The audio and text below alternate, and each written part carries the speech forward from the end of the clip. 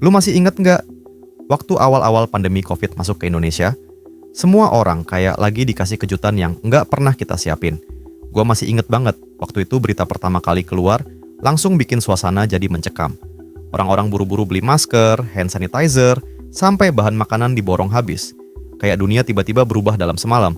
Biasanya kita bebas nongkrong, kerja, sekolah, atau jalan-jalan ke mall, mendadak semuanya berhenti.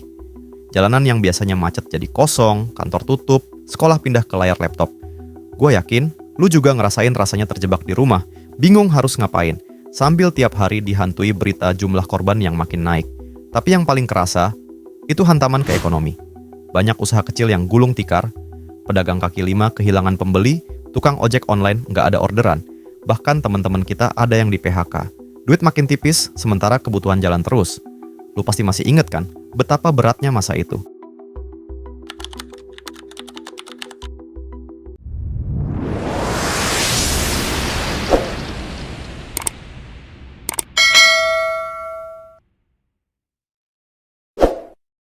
Pandemi ini bukan cuma soal virus yang nyerang tubuh kita, tapi juga virus yang bikin roda ekonomi lumpuh. Kita semua dipaksa bertahan, walaupun kadang rasanya udah nggak kuat lagi. Tapi, disitulah gua ngerasa, kita jadi sama-sama belajar arti bertahan hidup.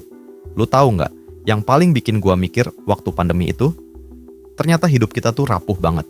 Banyak orang yang biasanya kerja dari pagi sampai malam buat nyari nafkah, tiba-tiba harus berhenti total. Mall tutup, pasar sepi, warung makan nggak ada pelanggan, bahkan industri gede aja ikut goyang. Gua masih ingat, ribuan karyawan di PHK dalam waktu singkat. Temen gua yang biasanya kerja di pabrik atau kantor, mendadak harus pulang kampung karena udah nggak ada penghasilan. Pedagang kecil nggak bisa jualan karena aturan PSBB. Di jalan, tukang ojek online bengong nunggu orderan. Kadang sehari cuma dapat 1-2, itu pun jarak dekat. Di tengah hancurnya ekonomi manusia, alam justru kayak dapat kesempatan buat napas. Langit Jakarta yang biasanya abu-abu tiba-tiba kelihatan biru. Sungai jadi lebih bersih, jalanan macet mendadak lengang. Bumi kayak lagi bilang ke kita, nih, gua juga butuh istirahat. Tapi yang paling berat, tentu aja rasa kehilangan.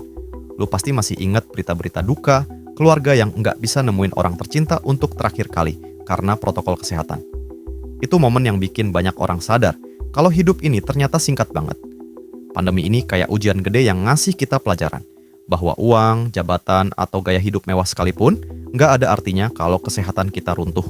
Bahwa solidaritas, empati, dan saling bantu jauh lebih berharga dari sekadar mikirin diri sendiri.